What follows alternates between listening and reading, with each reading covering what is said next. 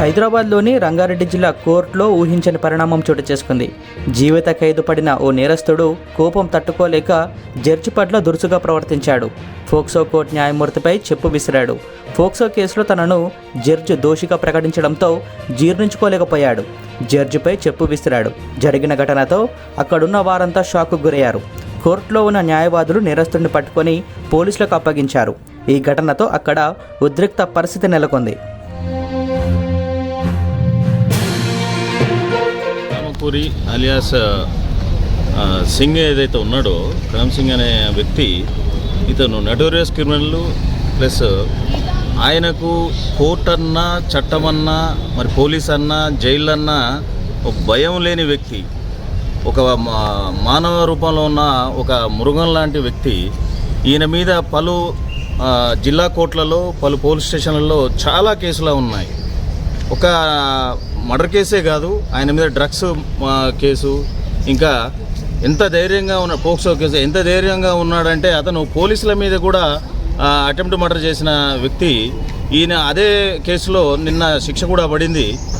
అదే జడ్జి దగ్గరికి ఈరోజు వేరే మర్డర్ కేసులో ట్రయల్కి వస్తున్న క్రమంలో జడ్జి గారిని రిక్వెస్ట్ చేస్తున్నానని చెప్పి ముందుకొచ్చి న్యాయమూర్తి మీద చెప్పు విసరడం నిజంగా కూడా ఇది హేయమైన చర్యగా మరి రంగారెడ్డి జిల్లా అధ్యక్షుల వారి తరఫున, మరి రంగారెడ్డి జిల్లా న్యాయవాదుల తరఫున, తెలంగాణ మరి న్యాయవాదుల సంఘం తరఫున కూడా మేమందరం కూడా తీవ్రంగా ఖండిస్తూ ఉన్నాం. దీనికి ప్రతిచర్యగానే మరి మా అధ్యక్షుల వారి ఆధ్వర్యంలో రేపు రంగారెడ్డి జిల్లా న్యాయవాదుల బంద్ కూడా మేము పిలుపునియడం జరిగింది.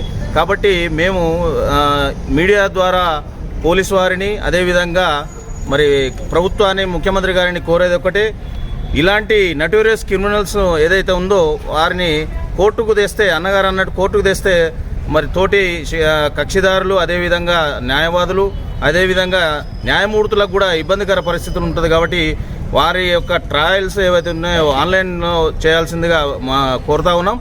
అదేవిధంగా ముఖ్యంగా ఏంటంటే మీరు గమనిస్తూ ఉన్నారు, కొన్ని ఏండ్లుగా మరి న్యాయవాదుల మీద దాడులు జరుగుతూ ఉన్నాయి.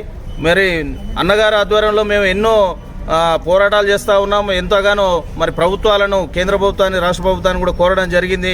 మరి ఆ యాక్ట్ తెమ్మని చెప్పి, ప్రొటెక్షన్ యాక్ట్ తెమ్మని చెప్తూ ఉన్నాము. మరి ఈరోజు ఏకంగా న్యాయమూర్తి మీద దాడి చేయడం అనేది నిజంగా కూడా సమాజం అంతా కూడా సిగ్గుపడాల్సిన పరిస్థితి ఏర్పడతా ఉంది. కాబట్టి దయచేసి ప్రొటెక్షన్ యాక్ట్ వెంటనే తీసుకురాగలరని రాష్ట్ర ప్రభుత్వాన్ని, అదేవిధంగా కేంద్ర ప్రభుత్వాన్ని కూడా మేము కోరుతా ఉన్నాం.